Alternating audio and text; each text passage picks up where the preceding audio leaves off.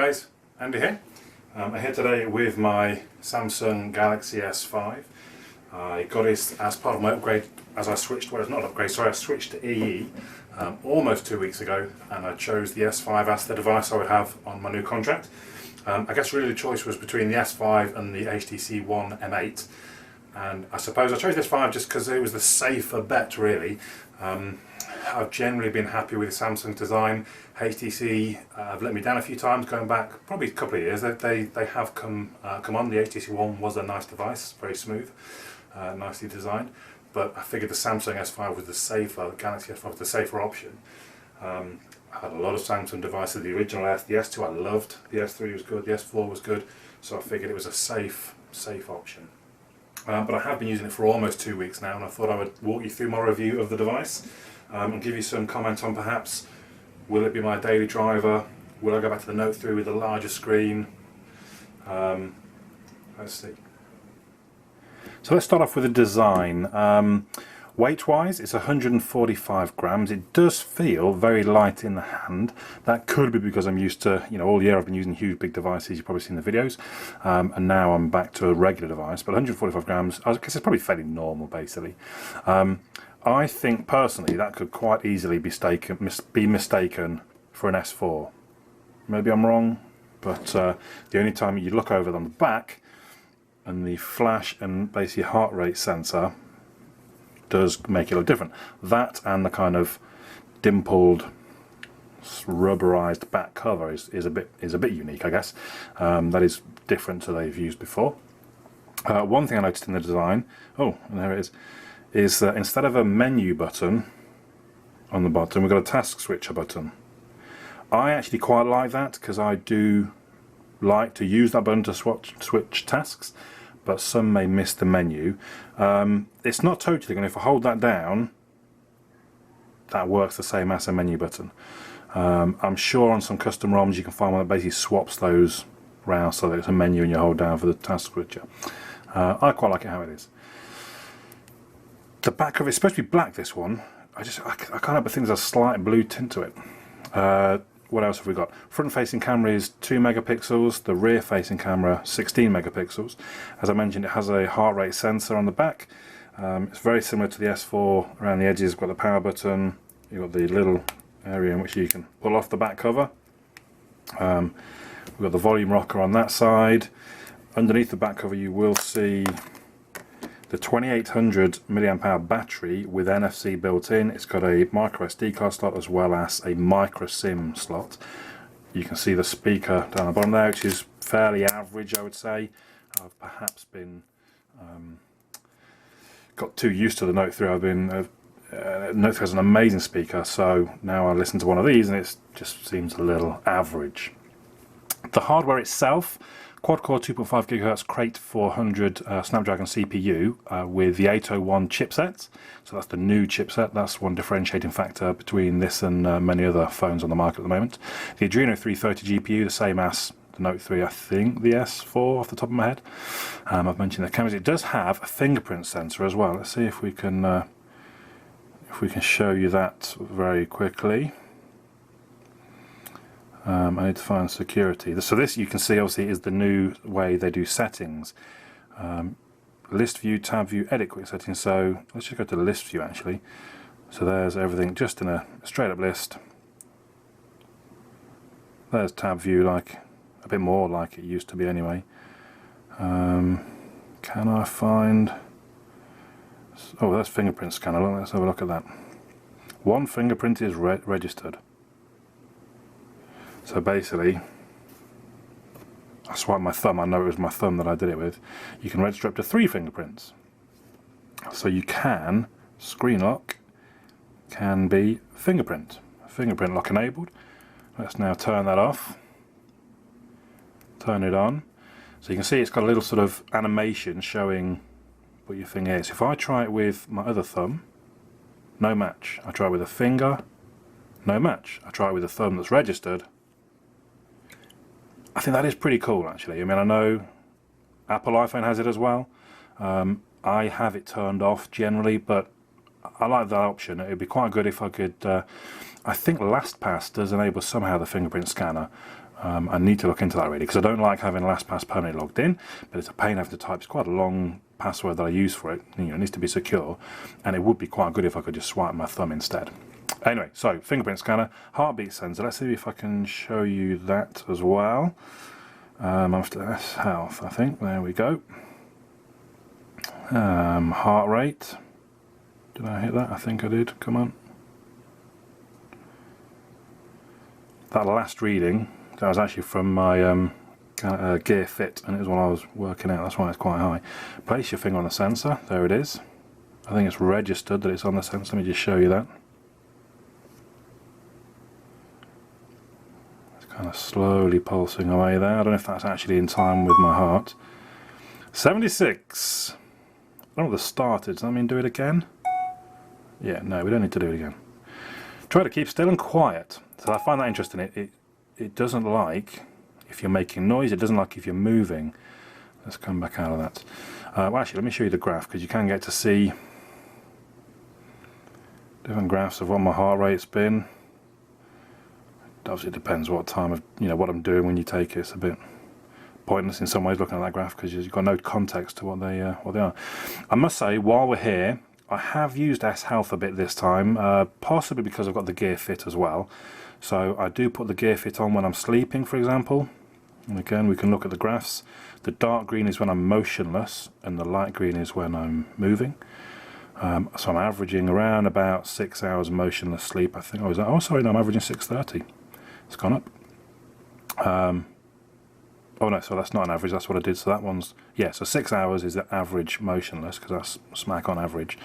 I couldn't tell you what the average other one is. But yeah, there's that.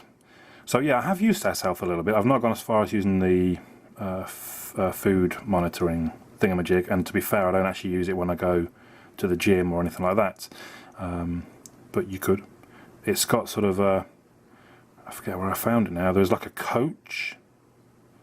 Maybe it's back when I come into the beginning. Coach, here he is, look. I quite like this, it's interesting. So I said that, well, I don't really do any stretching. Reduce weight by 10, I think I maybe, oh yeah, it gives you a, so if I say new mission, coach's topics are buy a yoga mat. Yeah, fair enough. I'm not sure I'd actually do yoga on it, but more missions, head to a yoga class, take Pilates class. So it kind of, based on the information you tell it, it gives you a few different things. So the one I picked, as you saw, was try stretching 1 or 2 times a week. I haven't actually done that, but and again here we can pick track your meals. Look, so again it's just know your triggers. I don't even know what a trigger is, to be honest.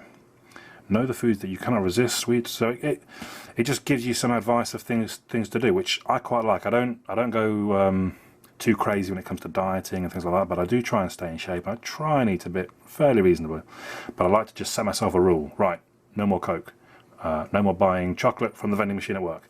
And this is a similar kind of thing. It just sort of, you know, track your meal just one time within 7 days. That's all it's asking. List your favourite moves. Mix up. I mean, you know, it just gives you little simple one-off things to do, and I quite like that. It's pretty cool. It does have a pedometer built in as well. I actually use the pedometer on my Gear Fit, which syncs directly into this. But you can, I think, where do I see my graph of my? As you can see, I don't use it a huge amount, but here we go. Look, so that's today. But again, we can look at my graph. So that was the last day. That was when I went to the gym in the morning, and I was working in the evening, and I hit my target. And that's other times are just kind of just working. That was the same thing, gym in the morning, working afterwards. Today's been gym in the morning, but no work, so I kind of sit about the house recording videos for you guys. Anyway, I'm probably taking more time than I need to. I'm just saying, actually, that the S Health, I can see that it could be useful. You can get more apps. Look, here we go. Workout Trainer, Run Keeper, Lark Activity Tracker, all sorts of. I think when I tap that, it's going to open, yeah, the Samsung store. Which brings me to the next thing. It looks a bit better, I suppose. I don't know. I can't even remember now, to be fair. I've never liked the look of it. it is looking a bit of a nicer. Oh, I've already come out of it again. Let's see. There is it. Samsung apps. You could say slightly odd colour scheme, but then again, you know, who's to say what's odd colour and what's a normal colour these days? It just seems a bit more of a, you know, it's quite nicely designed app store. I can't really picture myself browsing through it looking for something to buy, but perhaps moving in the right direction. Having said that, why do you really need to bother? Why would you not just put things into Google's Play Store? Anyway, I got kind of carried away there. I was talking about hardware and I got sucked into software. So let's come back to the hardware. It is IP67 certified, which means it's dust and water resistant, which I guess is different to waterproof. So I've not dared dunk it in a sink and tried filming and things like I did with the Z1 Compact.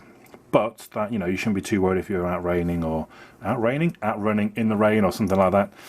It should be pretty resilient.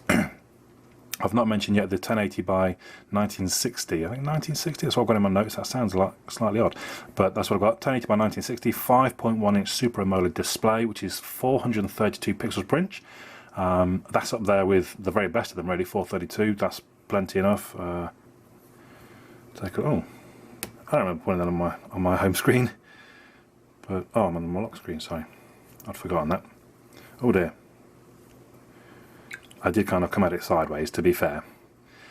I've lost my notification bar, but I think that's going to be Nova mucking about more than anything else. Well, I hope it is anyway. Show notification bar. Sorry, there we go.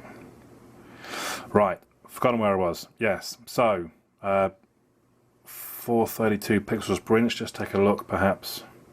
Well, if the camera will focus, come on. There you go. I would say that's a pretty damn crisp. There's pretty good viewing angles. Don't know how well that comes over on the video. It's only really right there where you start seeing it dim out. That's still pretty bright at that point. So I would say, personally, a pretty amazing screen. Different people like different types. I'm quite a fan of AMOLED. Very dark blacks, nice popping colours. There you go. Obviously it's got GPS built in. I can tell you it's very fast. In my comparisons it locked on incredibly quick. So I've kind of mentioned the software already. They seem to me to have toned down TouchWiz a little bit. What can I show you? I mean, to be fair, Contacts looks always has. There's the dialer. So I suppose that's not a good example. What I do quite like, and I can't really show you without ringing somewhere. I suppose I can ring somewhere. So when the dialer's going and you're going to something else,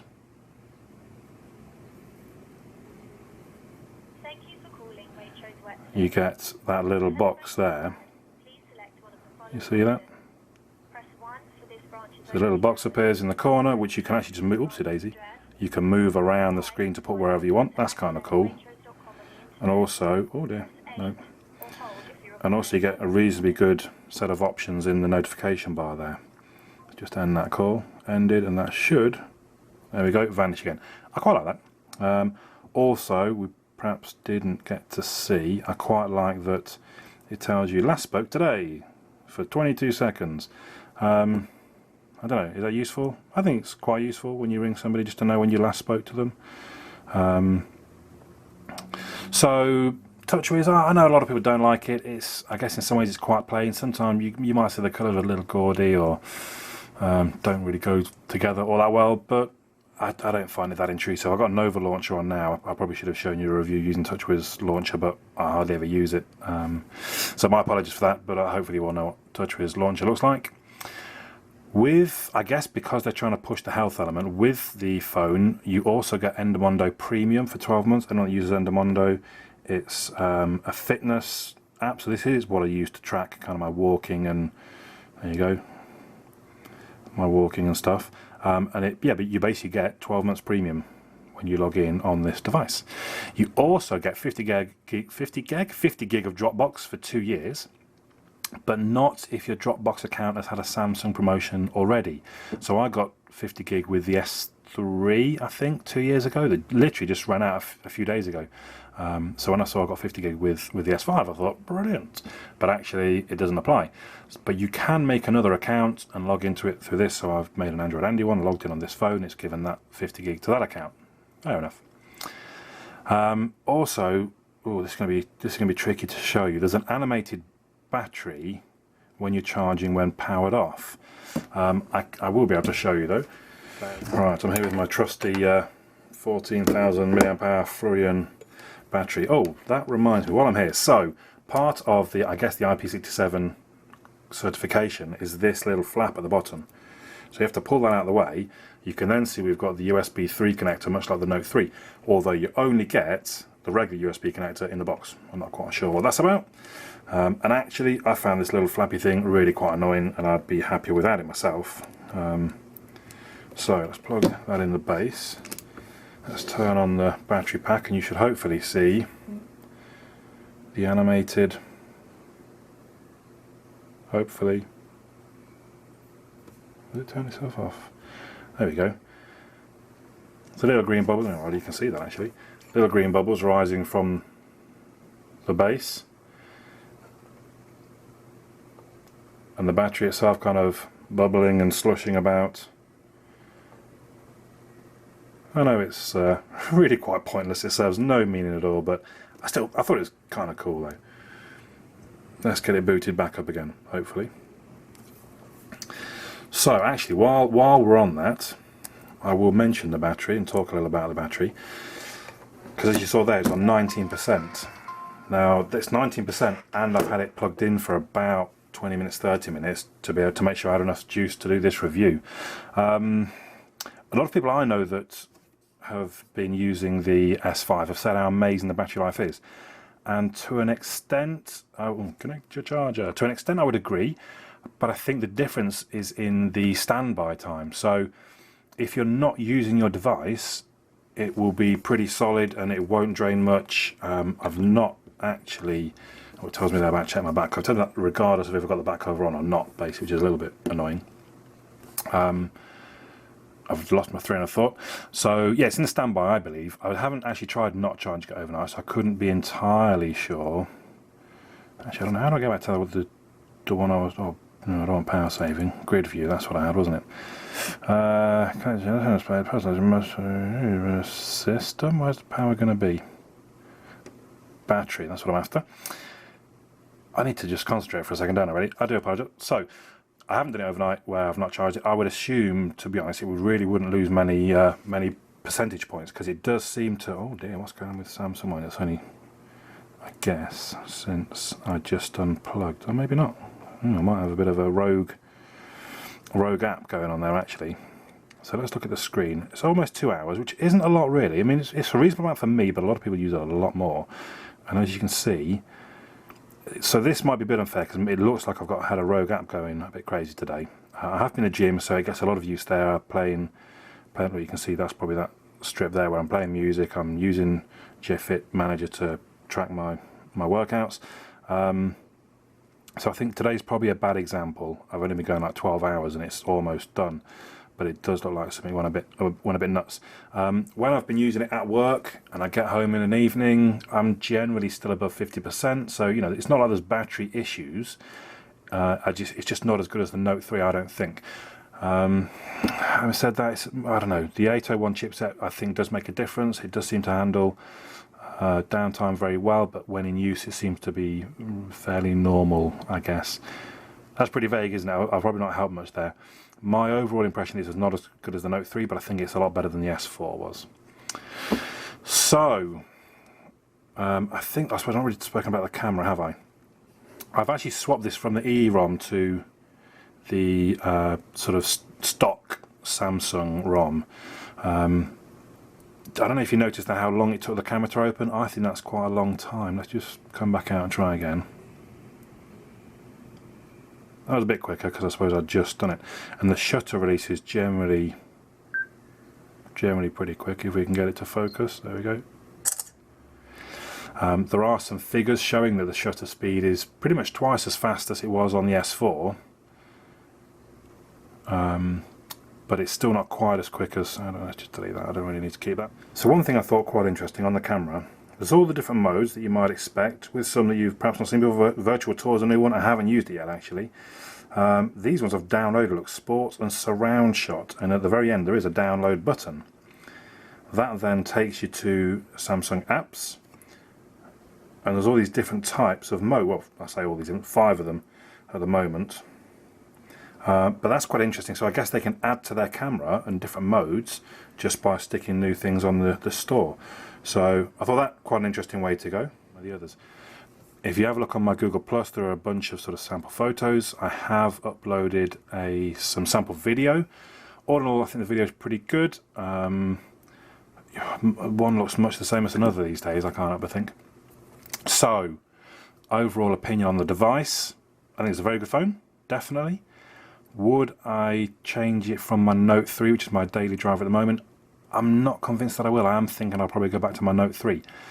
Is that more about the Note 3 size rather than how good this device is? I think it possibly could be. I do like the huge big screen. I've become a fan of the phablet type of device. If I didn't have any phone at all and I was being offered the S5, the HTC One M8, well, it'd be unfair to comment on that, I suppose. But would I recommend the S5 to somebody, I suppose, might be the question. Yeah, I think I would. You know, if they're on an S3 or they're on a phone that is 2 years old and their contract's coming to an end and they're saying, Andy, should I get the S5? You know, because most people won't like the size of the Note 3, so I think, yeah, I think I would recommend the S5. If somebody's got an S4, be it from their upgrade or be it they've bought it halfway through their contract and they're saying, should they upgrade to the S5 or should they buy the S5 as an improvement on their S4? Oh, that's a tough one. That's a tough one. And I guess it comes down to the individual, their finances, their situation. If you've got money to burn, yeah, go for it. If things are quite tight, I'm not sure it's that big an upgrade from the S4. I don't know. Let me know your comments though, because it's, you know, that's obviously it's very subjective. That's my opinion. It's not a massive increase. It's not a massive upgrade on the S4. I will probably go back to the Note 3. But let me know your thoughts, I suppose. Hopefully you've enjoyed this review and it's been useful. My name's Andy. I'll catch you all again soon.